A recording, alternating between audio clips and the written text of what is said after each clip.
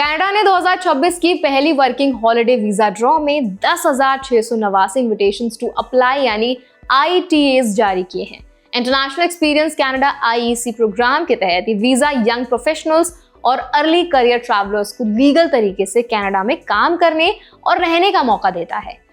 इस ड्रॉ के बाद भी कुल 35,283 स्पॉट्स खाली हैं और कई कंट्रीज में ITAs अभी भी अवेलेबल हैं। तो आज इस वीडियो में हम डिटेल में समझेंगे कि वर्किंग हॉलिडे वीजा क्या होता है, 2026 की पहली ड्रॉ का क्या मतलब है, इंडिया क्यों इसमें शामिल नहीं है, रूल्स क्या कहते हैं और इंडियन एप्लीकेंट्स के लिए क्या प्रिकॉशंस जरूरी हैं।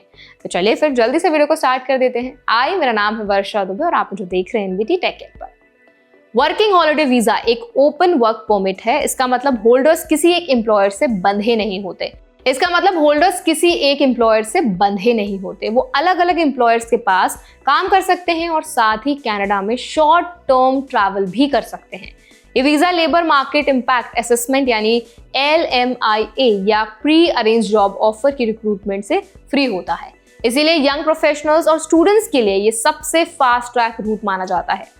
2026 की पहली ड्रॉ में यूनाइटेड किंगडम को सबसे ज्यादा ITAs मिले, कुल 3129 इन्विटेशंस। इसके बाद कोरिया, ऑस्ट्रेलिया, आयरलैंड, इटली और फ्रांस जैसी कंट्रीज हैं।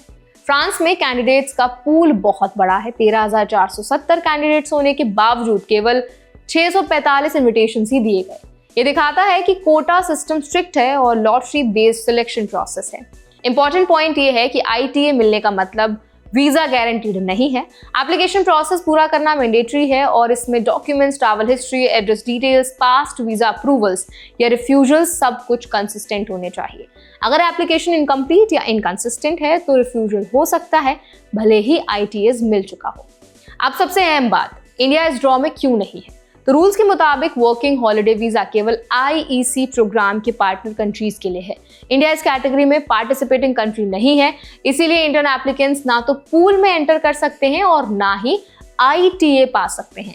इसका मतलब ये है कि इंडिया के लिए 2026 की पहली ड्रॉ में 0 इन्विटेशंस कोई टेम्पररी रेस्ट्रिक्शन या पॉलिसी चेंज की वजह से नहीं है, बल्कि रूल बेस्ड एलिजिबिलिटी के कारण है।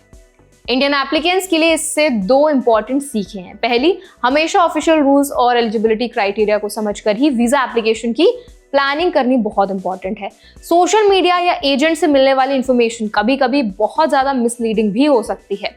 दूसरी, कनाडा के अदर वीजा प्रोग्राम्स पर ध्यान देना चाहिए जिसमें इंडिया एलिजिबल है, जैसे H1B alternative program, study permits या work permits under employer sponsorship. अगर किसी कंट्री में ITA मिली है तो रूल्स के अनुसार तुरंत नेक्स्ट स्टेप्स लेने जरूरी हैं। इनविटेशन एक्सेप्ट करने के बाद डॉक्यूमेंट्स अरेंज करने चाहिए, जिसमें police certificates, proof of funds, passport validity और बायोमेट्रिक अपॉइंटमेंट शामिल है। पासपोर्ट एक्सपायरी पर खास ध्यान देना चाहिए क्योंकि वर्क परमिट की लेंथ पासपोर्ट वैलिडिटी पर डिपेंड करती है। वर्किंग हॉलिडे वीजा का सबसे बड़ा एडवांटेज ये है कि ये फ्लेक्सिबिलिटी प्रोवाइड करता है। मल्टीपल एम्प्लॉयर्स के पास काम करना, शॉर्ट टर्म प्रोजेक्ट करना, ट्रैवल करना और साइमल्टेनियसली लीगल स्टेटस मेंटेन करना पॉसिबल होता है। लेकिन इसके लिए हर स्टेप में रूल्स फॉलो करना भी जरूरी है क्योंकि Canada immigration system demand driven और रेगुलेटेड है। इंडियन एप्लीकेंट्स को यह भी समझना चाहिए कि ITA सिर्फ प्रोसेस का एक हिस्सा है, अप्रूवल की गारंटी नहीं।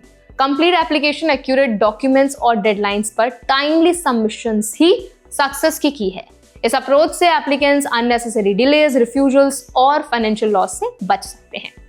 तो अब आपका इस पूरे वीडियो पर क्या टेक है, आपका क्या ओपिनियन है, हमें कमेंट्स में जरूर बताएं।